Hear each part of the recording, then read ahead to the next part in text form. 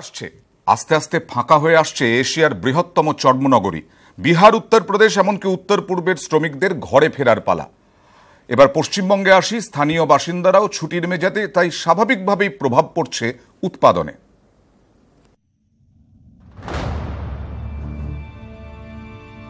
Vote মানে শুধু গণতন্ত্র, প্রচার আর হার জিত নয়। ভোট মানে ঘরে ফেরাও, প্রিয়জনকে নিয়ে বুথ মুখে যাওয়া। তা সে মুম্বাই হোক বা আহমেদাবাদ বা কলকাতা। মুম্বাইয়ে সোনার কাজ ছেড়ে ঘরে ফেরেন বাঙালি স্বর্ণশিল্পীরা। তেমনি বানতলার চর্মনগরীর কাজে সাময়িক বিরতি, ঘরমুখী ভিন রাজ্যের শ্রমিকরা।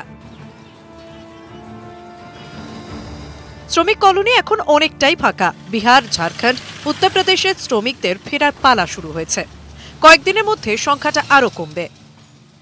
ক্ষতি হবে না, 1-2-3 সপ্তাহ পরে আসবো, ছুটি থাকবে তো ভোট দিয়ে আসবো। তো স্থানীয়দেরও আর আগের মতো কাজে পাওয়া যাচ্ছে কই। নিজেদের এলাকায় রাজনৈতিক প্রচারে যোগ দিতে যাওয়া আছে তো, যার জেরে চর্মনগরীতে উৎপাদন কমছে বলে অভিযোগ ট্যানারি মালিকদের। চর্মনগরীর সঙ্গে জড়িয়ে যাদের রুজি রুটি, আয় কমছে তাদেরও। 4-5টা করে টিপ হয়। আর এই যত ইলেকশন কাছাকাছি আসছে সেটা কেমন কমে আরো কমে যাচ্ছে।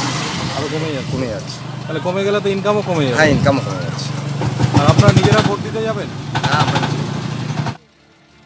400-রও বেশি কারখানা, প্রায় 1,20,000 মানুষের রুজি রুটি জড়িয়ে।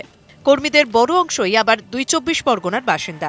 তাই এই ভোট ব্যাংকের দিকেও তীক্ষ্ণ নজর রাজনৈতিক দলগুলোর।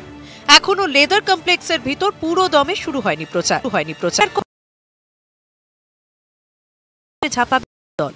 সব আগের মতো হতে হতে সেই